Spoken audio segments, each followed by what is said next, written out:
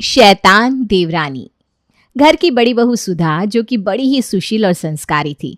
सुधा बहुत ही समझदारी से सब काम करती और उसने अपनी सूझबूझ से ही घर को संभाल रखा था, इसलिए घर के सभी सदस्य हर काम में उसकी राय लेते। लेकिन जब देवरानी ससुराल में आते ही हर बात में जिठानी की वाहवाही सुनेगी तो जलन तो कहीं ना कहीं उससे भी होगी। अब अपनी जलन के चक्कर में वो ससुराल में क्या क्या गड़बड़ करती है चलिए देखते हैं। बहू, आज तेरी पहली रसोई है। हाँ देवरानी, तो आज आप खाने में क्या बनाने वाली हैं? जी वो माँ जी जो कहेंगी मैं वही बना दूंगी। अरे बहू, ये सवाल तो तू सुधा बहू से ही पूछ ले। मुझे तो रसोई में कदम रखे भी अरसा हो गया। घर का और रसोई का सारा काम अब सुधा बहू ही संभालती है। मैं तो अब बुढ़ापे में बिल्कुल आराम से रहती हूँ, यहाँ तक कि पानी का गिलास तक नहीं उठाती जी भाभी आप बताइए मुझे खाने में क्या बनाना है। अरे रितु, तुम्हें जो भी बनाना है तुम वो बना सकती हो, हमें तो बस तुम्हारे हाथ का खाना खाना है। जी ठीक है भाभी। उसके बाद रितु रसोई में खाना बनाने चली जाती है। फिलहाल तो मुझे ये सोचना है कि खाने में क्या बनाऊं। नान और कढ़ाई पनीर बना देती हूँ। उसके बाद रितु खाना पकाती है और फिर सभी को गर्मा गर्म खाना परोस देती है। अरे रितु, एक मिनट, मैं तुम्हें बताना ही भूल गई थी। पापा जी के नान पर बटर नहीं लगाना, उन्हें कोलेस्ट्रॉल की प्रॉब्लम है ना, इसलिए वो घी बटर ये सब नहीं खाते। ठीक है भाभी, मैं आगे से ध्यान रखूंगी। अरे एक बार को सूरज निकलना भूल सकता है, लेकिन हमारी सुधा बहू हमारा ख्याल रखना नहीं भूलती। अरे वही तो, हमारी सुधा बहू है ही इतनी समझदार बस मैं इतनी भी कुछ खास नहीं हूँ। अब आप सभी खाना खाइए, खाना ठंडा हो रहा है। हाँ हाँ भाभी, अब सबको खाना परोस दीजिए। ठीक है। उसके बाद सुधा सबको खाना परोसती है और सभी बड़े चाव से खाते हैं। खाना कैसा बना है? सच में खाना तो बड़ा ही लाजवाब है। हाँ रितु, तुमने बहुत टेस्टी खाना बनाया है। हाँ भाई, मानना पड़ेगा, बहू के हाथों में तो जादू है जी शुक्रिया। उसके बाद सभी अपने अपने काम पर चले जाते हैं। थोड़ी देर बाद सुधा अपने कमरे में चली जाती है। मुझे तो मेरी जेठानी बहुत तेज़ लगती है। सबके सामने कितनी अच्छी बन रही थी, और आज मेरी पहली रसोई वाले दिन भी क्रेडिट खुद ही ले गई। मैं घर में नई नई बहू आई हूँ, सबको मुझ पर ज़्यादा ध्यान देना चाहिए था, लेकिन नहीं, सब बस सुधा बहू यही करे जा रहे थे। पहली रसोई वाले दिन ही रितु के मन में जलन की चिंगारी लग चुकी थी। देखते हैं अब ये चिंगारी ज्वाला का कौन सा प्रचंड रूप लेती है। एक दिन, नहीं नहीं नहीं, हमें ऐसा नहीं करना चाहिए। अरे जो मैं कह रही हूँ वो बिल्कुल ठीक है। अरे तुम मेरी बात ही नहीं समझ रही हो, मैं जो कह रहा हूँ हमें वैसा करना चाहिए। तभी वहां पर सुधा और रितु आ जाते हैं। क्या बात है मम्मी जी, पापा जी, आप दोनों किस बात पर बहस कर रहे हैं? आप दोनों किसी बात को लेकर परेशान हैं क्या? अरे नहीं नहीं बेटा, ऐसा नहीं है, बस एक बात है जो हम डिसाइड नहीं कर पा रहे हैं। बताइए ना पापा जी, शायद हम कुछ मदद कर सके। बहू, हम बर्थडे सेलिब्रेशन के बारे में कंफ्यूज हो रहे थे। अरे कोई बात नहीं पापा जी, हम उसमें आपकी बिल्कुल मदद कर सकते हैं। हाँ चलिए, हम ये फैसला अपनी बहुओं पर ही छोड़ देते हैं। हाँ, बाकी सुधा बहू है भी तो लाजवाब, वो सब संभाल लेगी। लेकिन पापा जी, बर्थडे किसका है? पापा जी क्या हुआ आपको? पानी। रितु जल्दी से रमेश के लिए पानी लाती है। शुक्रिया बहू।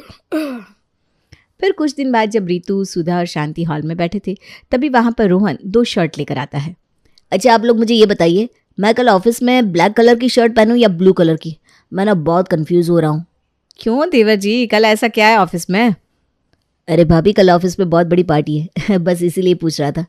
अरे बेटा, कुछ भी पहन ले, इसमें भी क्या इतना सोचना। बाकी तो तू इन दोनों बहुओं से पूछ, मुझे नहीं कुछ पता इन शर्ट वर्ट के बारे में। मेरे हिसाब से ब्लैक शर्ट अच्छी रहेगी। लेकिन रितु तुम बताओ, तुम्हें क्या सही लगता है? मुझे ना ब्लू शर्ट अच्छी लग रही है, हमेशा ब्लैक कलर अच्छा नहीं लगता ना। हाँ, लेकिन ब्लैक कलर सब पर सूट करता है। लेकिन ब्लू कलर की भी अपनी अलग ही खासियत है। अरे मैं तो यहाँ पर इनमें से कोई एक शर्ट फाइनल करने आया था, लेकिन आप लोगों ने तो मुझे और भी कंफ्यूज कर दिया। अब मैं सुबह ही देखूंगा। इतना कहकर रोहन वहाँ से चला जाता है। फिर अगले दिन जब रोहन अपने कमरे में रेडी हो रहा था, अरे कौन सी शर्ट पहनूं? चलो ब्लू ही पहन लेता हूँ। रोहन जैसे ही ब्लू शर्ट उठाकर पहनने लगता है, वो देखता है कि अरे इस शर्ट का तो बटन टूटा हुआ है। लगता है मेरे नसीब में ब्लैक शर्ट पहना ही लिखा था। चलो कोई बात नहीं। जैसे ही रोहन रेडी हो जाता है तो वहां पर रितु आती है और उसे ब्लैक शर्ट में देखकर उसका खून खौलने लगता है। ला ला ला ला ला ला ला। रुकिए, क्या हुआ रितु? मैंने आपको ब्लू शर्ट पहनने के लिए कहा था ना, आपने ब्लू शर्ट क्यों नहीं पहनी? अरे वो उसका एक बटन टूटा हुआ था इसलिए। तो आप मुझे बोल भी तो सकते थे, मैं उस पर बटन लगा देती। लेकिन नहीं, मेरी बात तो किसी को माननी नहीं। इस घर में मेरी बात की कोई वैल्यू ही नहीं है, सब सिर्फ भाभी की सुनते हैं। अरे नहीं रितु, ऐसा नहीं है। ऐसा ही है, भाभी ने इस पूरे घर को अपने वश में कर रखा है। ये तुम कैसी बात कर रही हो? मुझे सब सच पता चल गया। ऐसा ही है, हर कोई जब देखो सिर्फ उन्हीं की बात मानता है। अरे मेरी बात तो सुनो। नहीं सुनी मुझे कोई भी बात। रितु गुस्से में वहां से चली जाती है। कमाल है यार। रितु को यही लगता था कि सुधा ने पूरे ससुराल को अपने वश में कर रखा है, जबकि ऐसा नहीं था। लेकिन रितु के मन में ये बात पूरी तरह से घर कर जाती है और इसी वजह से अब वो जेठानी से चिढ़ने लगी थी। एक बार, अरे बहू तू रात को खाने में क्या बनाएगी? मम्मी जी मैंने राजमा भिगो दी है, मैं आपकी पसंदीदा राजमा बनाऊंगी। तभी सुधा वहां पर आते हुए कहती है, अरे रितु तुम भी ना, अभी दाल बना लो, राजमा सुबह बना लेना।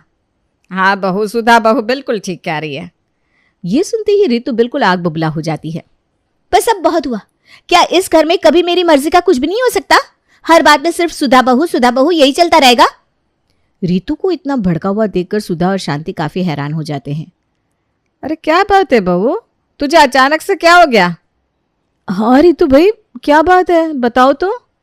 भाभी आप तो सब जानती है, मैं कुछ भी काम करती हूँ या किसी को कुछ भी राय देती हूँ तो कोई भी इस घर में मेरी बात सुनता ही नहीं है, सिर्फ आपकी ही बात मानता है।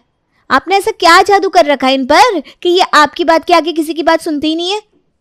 अरे बहू ऐसा नहीं है, वो मैं राजमा इसलिए नहीं खाती क्योंकि अरे मुझे ना गैस की प्रॉब्लम है और राजमा रात को हैवी हो जाती है।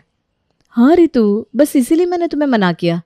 तुम अभी घर में नहीं हो, तुम्हें घर के तौर तरीके सीखने में समय लगेगा, इसलिए मैं तुम्हारी सिर्फ मदद करना चाहती हूँ, बाकी कोई बात नहीं है। अरे रहने दो भाभी, मैं आपके षड्यंत्र अच्छे से जानती हूँ। हर चीज में आप बस अपनी टांग बीच में अड़ाती हो। लेकिन बहू, सुधा बहू तो तुझसे 1 फीट दूर खड़ी है।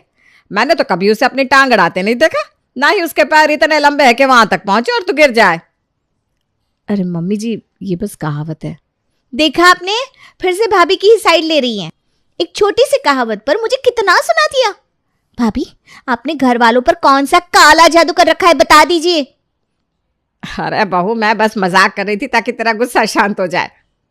देखो रितु, मेरी बात समझने की कोशिश करो। नहीं नहीं नहीं, और हाँ, अब आप ना खाना खुद ही बना लो। रितु वहां से गुस्सा होकर चली जाती है।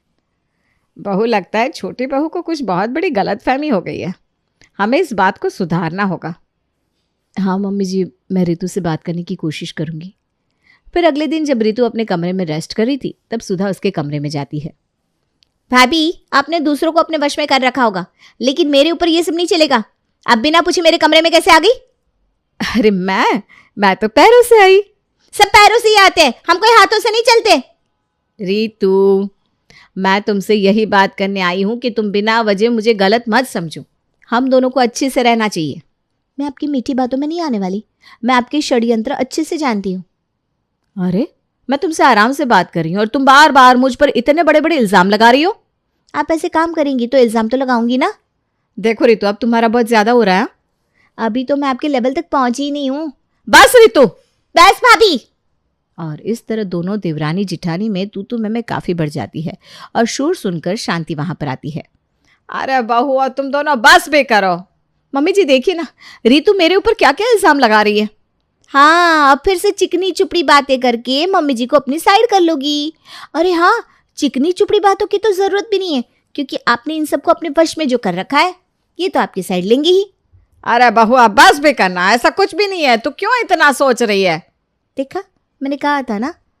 शांति रितु को समझाने की बहुत कोशिश करती है, लेकिन वो कोई भी बात नहीं समझती। उसके बाद सुधा और शांति दूसरे कमरे में चले जाती हैं। मम्मी जी, रितु हमारी बात ऐसे नहीं समझेगी। हाँ बहू, हमें रोहन से बात करनी होगी। फिर शाम को रोहन के ऑफिस से घर आने के बाद, बेटा आज देख ये सब हुआ, अब तू ही ज़रा बहू को समझा। अरे मम्मी, कुछ दिन पहले सुबह तो मेरे साथ भी ऐसा ही हुआ था। आपके साथ क्या हुआ था देवर जी? रोहन शांति और सुधा को सारी बात बताता है। तो ये सब हुआ और मैं बहुत कंफ्यूज हो गया। मुझे तो खुद समझ में नहीं आ रहा कि मैं उसे कैसे समझाऊं। अब हम क्या करेंगे? कोई बात नहीं, मैं रिया से एक बार और बात करके देखती हूँ। हम सब उसे समझाने की पूरी कोशिश करेंगे और ऐसे ही सब सही होगा। हाँ बहू, तूने बिल्कुल सही कहा। अब तू ही रितु को समझा। भाभी, आप ही सब सही कर सकती हैं। All the best. Thank you. फिर अगले दिन सुबह जब रितु किचन में खाना बना रही थी तब सुधा उसके पास जाती है। अरे रितु, क्या कर रही हो तुम? आप फिर से आ गई? हाँ, आपको तो सब जानना होगा ना, तो देख लीजिए, खाना बना रही हूँ मैं। अरे हाँ, तुम ना सब्जी में तेल ज़रा कम डालो, ऐसे फिर सब्जी अच्छी नहीं बनती। अरे हाँ, मैं तो भूल ही गई थी। आप बिना राय दिए रह नहीं सकती। आपको हर चीज़ में सिर्फ अपनी मर्जी चलानी होती है ना। दूसरा इंसान तो पागल है, उसे तो कुछ करना आता नहीं। क्या करूं, आदत से मजबूर हूं। मुझे आपकी एक्टिविटी कुछ ठीक नहीं लग रही। मुझे सब पता है, आपने घर वालों को अपने वश में किया है, लेकिन आपका ये जादू मेरे ऊपर काम नहीं करेगा। एक दिन मैं आपका सच सबके सामने ला कर आऊंगी। सुधा रितु के करीब आकर एक अजीब मुस्कुराहट के साथ कहती है, कहीं ऐसा ना हो कि उससे पहले तुम ही मेरे वश में हो जाओ। हाँ? सुधा हंसते हुए वहां से चली जाती है। उसे ऐसे देखकर रितु काफी डर जाती है। देखो, मैंने तो पहले ही कहा था कुछ गड़बड़ है, वरना ऐसा हो ही नहीं सकता कि सब सिर्फ इनकी ही बात मानते हो। लेकिन कोई बात नहीं, मुझे जल्दी ही कुछ करना होगा और मैं भाभी का सच सबके सामने लाकर आऊंगी। उस दिन के बाद से रितु हर समय सुधा के ऊपर नजर रखने लगी थी। फिर एक दिन सुधा छुपते छुपाते अपने कमरे में जाती है और रितु छुपकर उसे देख रही थी। फिर सुधा जल्दी जल्दी कमरे में कुछ ढूंढने लगती है। अरे मेरा लॉकेट कहाँ चला गया? थोड़ी देर ढूंढने के बाद मिल गया। यही तो मेरा मेन हथियार है, इसी से मैंने सबको अपने वश में किया हुआ है। हाँ, मुझे तो पहले से पता था कुछ गड़बड़ है। वहीं दूसरी तरफ अब मैं इस लॉकेट को रितु की आंखों के सामने घुमाकर उसे भी अपनी गुलाम बना लूंगी। मुझे बस ये लॉकेट घुमाकर बोलना है, लॉकेट घुमाओ, गुलाम बनाओ। बस मेरा काम हो गया। अरे बाप रे, मेरी भाभी तो बहुत ही खतरनाक है। शुक्र है मुझे इनका सच पता चल गया, नहीं तो ये तो मुझे भी अपने वश में कर लेती। मुझे जल्दी ही कुछ करना होगा। फिर रितु एक अच्छा सा मौका ढूंढकर उस लॉकेट को ले लेती है और उसके भी मन में लालच आ जाता है। इस लॉकेट का मुझे भी तो कुछ फ़ायदा उठाना चाहिए। अब इसकी मदद से मैं सबको अपने वश में करूँगी। और रितु सबसे पहले जाती है सुधा के कमरे में। अरे रितु, आओ आओ, तुम्हारा स्वागत है भाई। ज़रूर। उसके बाद रितु उस लॉकेट को निकालकर सुधा की आंखों के सामने घुमाने लगती है। लॉकेट घुमाओ और गुलाम बनाओ। उसके बाद रितु, हुक्म दो। सच में? हाँ रितु, मुझे तुम्हारे लिए क्या करना होगा? मुझे एक फनी डांस करके दिखाओ। उसके बाद सुधा अजीब तरीके से नाचने लगती है, जिसे देखकर रितु बहुत ज्यादा हंसती है। हाँ नाचो, आपने सबको अपने इशारों पर नचाया है ना, अब मैं आपको नचाऊंगी। लॉकेट मिलने के बाद रितु बहुत ज्यादा खुश थी। वो एक एक करके सभी को अपने वश में कर लेती है और सबसे घर का काम करवाती है। मम्मी जी, आज खाने में क्या बनाना है? अरे बहू, रितु बहू से ही पूछ ले। पूरे घर की जिम्मेदारी रितु बहू की है, इसलिए जो वो कहे वही कर। हाँ बताओ रितु। भाभी, आपको करेले पसंद नहीं है ना, इसलिए आज आप करेले की सब्जी बनाइए और सबसे ज़्यादा सब्जी आपको ही खानी होगी। ठीक है रितु, मैं करेले बना देती हूँ। वैसे करेले हमारे लिए बहुत हेल्दी होते हैं। इतना कहकर सुधा किचन में जाकर खाना पकाने लगती है। आखिरकार मुझे भाभी का सीक्रेट पता चली गया, अब मैं उनसे पूरा बदला लूंगी। खाना बनने के बाद रितु जबरदस्ती सुधा से बहुत सारे करेले खाने को कहती है और सुधा अजीब सा मुंह बनाकर सारे करेले फिनिश कर लेती है। शाबाश भाभी। इस तरह रितु सबसे अपने काम करवाती और कभी कभी उन्हें बहुत ज़्यादा परेशान भी करती थी। फिर अगले दिन सुबह, बहू मुझे कुछ काम से बाहर जाना है, मैं जल्दी ही वापस आ जाऊंगी। ठीक है मम्मी जी। सब अपने अपने काम पर चले गए थे और शांति भी किसी ज़रूरी काम से बाहर गई थी। भाभी, आज आप छोले की सब्जी बना दीजिए। ठीक है रितु। फिर सुधा छौंक तैयार करने के बाद सब्जी कुकर में चढ़ा देती है। उसकी थोड़ी देर बाद रितु सुधा के पास आती है। अरे भाभी, टेलर का फ़ोन आया है, उससे कहा कि साड़ी तैयार हो गई है और मैं उसे ले आऊँ, क्योंकि अगले 1 हफ्ते तक उसकी दुकान बंद रहेगी ना। तो जाओ, आप जाकर साड़ी ले आओ। अरे लेकिन सब्जी? अरे इसे मैं देख लूंगी, आप जाओ तो। सुधा भी वहां से चली जाती है। फिर रितु थोड़ी देर के लिए अपने कमरे में जाती है और उसकी आंख लग जाती है। वहीं दूसरी तरफ कुकर में बहुत सारी सीटियां आने लगती है, लेकिन रितु तो आराम से सो रही थी, इसलिए उसे कुछ सुनाई नहीं देता। वो कुकर भी बेचारा सीटी बजा बजा कर परेशान हो गया था और फटने वाला था कि तभी वहां पर रोहन आ जाता है और गैस बंद कर देता है। फिर जब रितु आती है तो रोहन उसे सारी बात बताता है। रसोई में इतना धुआं और कुकर की ऐसी हालत देखकर रितु काफ़ी डर जाती है। तभी वहाँ पर शांति, रमेश और सुधा भी आ जाते हैं। अरे बहू तू ठीक तो है ना? हाँ रितु तुम ठीक तो हो ना? तुम्हें कुछ हुआ तो नहीं? आप सब नॉर्मल बातें कैसे कर रहे हैं? आप सभी तो वश में थे ना? नहीं रितु, दरअसल ये हमारा प्लान था। तुम हमारी कोई भी बात समझने को तैयार नहीं थी, इसलिए हम तुम्हें ये दिखाना चाह रहे थे कि किसी को वश में रखकर काम करवाने में और अपनी मर्जी से रहने में बहुत अंतर होता है। हाँ रितु, हम तुम्हें फ़र्क समझाना चाह रहे थे कि वश में रखना और नॉर्मल रहने में बहुत फ़र्क होता है। तुम्हें लगता था कि कोई भी तुम्हारी बात नहीं सुनता, इसलिए हमने सोचा कि हम अगले कई दिनों तक सिर्फ तुम्हारी ही बात सुनेंगे और सब कुछ तुम्हारे हिसाब से ही चलेगा, ताकि तुम्हें बुरा ना लगे। हाँ बहू, हम कभी भी तुम दोनों में कोई भेदभाव नहीं करते। तुम अभी घर में नई हो, तुम्हें घर के तौर तरीके पता नहीं, इसलिए सुधा बहू सिर्फ तुम्हें चीज़ें समझाती है, क्योंकि वो इस घर की बड़ी बहू है और तुमसे कई साल पहले आई है, इसलिए उसे यहाँ के तौर तरीके अच्छे से पता है।